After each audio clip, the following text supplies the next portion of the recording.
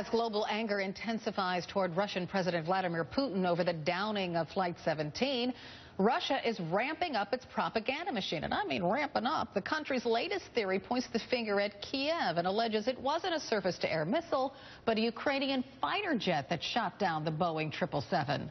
Let's bring in CNN's Diana Magni. She's in Moscow with the latest theory. Tell us more. Hi, Carol. Well, the Russian Defense Ministry presented two theories, actually.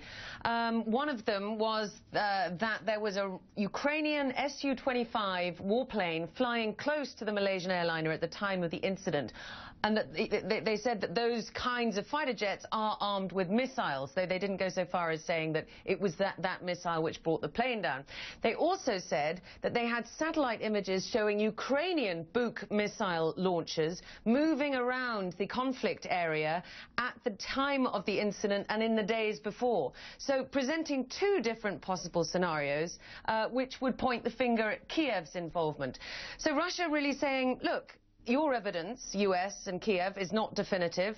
They say that those audio intercepts that the US has been pointing to were doctored and could have been put together very easily, and saying this is our version of events. So really it's the propaganda machine spinning on both sides in what is an information war, certainly as it's seen from the Russian angle. Carol? Is Russia's evidence credible?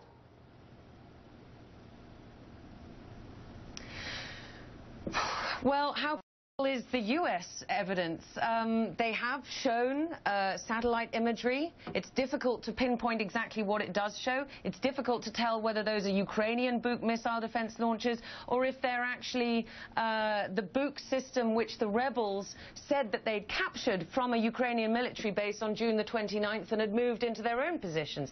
That's impossible to tell. But also the evidence that the U.S. has put out there, these tapings where we hear a pro-Russian separatist having a conversation with someone who's supposedly a Russian military official of some sort. It's difficult to prove that that is real, or that video showing a missile launcher going towards Russia the day after the incident. How do we know that that is definitively real? So, you know, from the Russian perspective, all the evidence right now is fairly flimsy. Diana Magni, thanks so much. While the international community is demanding